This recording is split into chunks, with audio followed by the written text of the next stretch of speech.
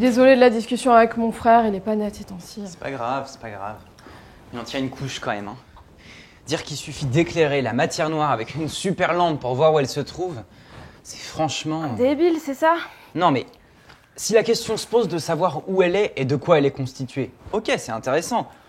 Sa réponse, par contre, excuse-moi, hein. Ouais, bah je suis d'accord, mais t'en sais pas plus, hein. Non, c'est vrai. Mais par contre, le coup de la lampe, moi je préfère chercher, quoi. Eh ben vas-y, va utiliser ta matière grise pour chercher de la matière noire, va. Elle est collector, celle-là, bravo. C'est dingue, ce truc. La matière noire? Bah ouais, tout ce qu'ils disent dessus. J'en suis qu'au début, mais c'est genre the big énigme, tu vois. Cool, Sherlock, t'actives? Bon, t'aimes les pizzas? Hein? Bah, regarde, déguste. En fait, si je comprends bien, pour commencer, il faut prendre la question à une échelle, disons, de l'univers. Tu me suis? Ah, je suis affamée. Ok. Eh ben, grosso modo, l'univers s'est constitué de 5% de matière ordinaire, de 68% d'énergie noire et de 27% de matière noire. Elle est répartie sous forme d'immenses filaments qui forment une sorte de toile d'araignée cosmique.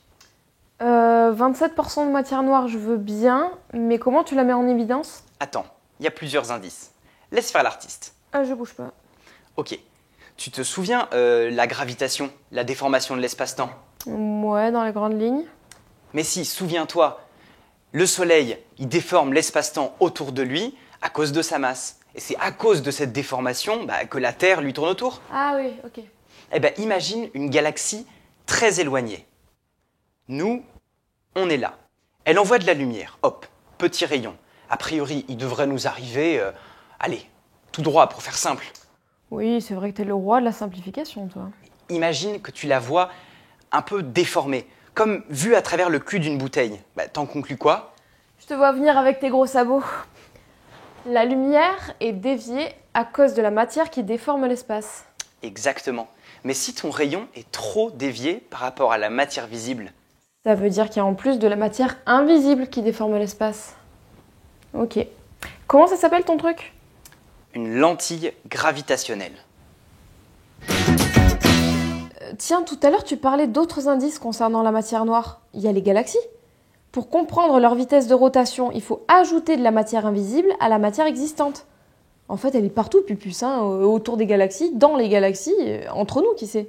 De la matière noire entre nous? J'adore. Elle était relou des fois. Hein.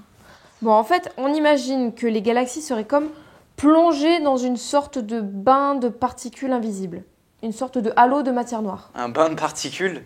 Bon, j'aime bien l'image, mais à quoi il ressemble ton bain? Enfin, je veux dire, ta matière noire. Bah, en tout cas, elle n'interagit pas ou très peu avec la matière ordinaire. On peut la détecter de façon directe lorsqu'elle rencontre une particule de matière ordinaire ou indirecte quand deux particules de matière noire s'annihilent. Oh, t'es sur quoi? Sur à quoi elle pourrait ressembler? En fait, je lis qu'on connaît déjà les particules élémentaires de la matière. Leptons, quarks et autres bosons. Ah, il est cool ton tableau. Ouais, pour comprendre à quoi elle pourrait ressembler, les scientifiques vont devoir aller chercher plus loin que le modèle actuel de particules. Et qui sait, en découvrir d'autres. Tu sais pas, mais tu viens d'avaler de la matière noire. On estime qu'il y a 10 particules de matière noire dans une bouteille d'un litre. Et remarque, c'est rien. T'es traversé à chaque seconde par des millions de particules de matière noire. À la tienne. Ah ouais.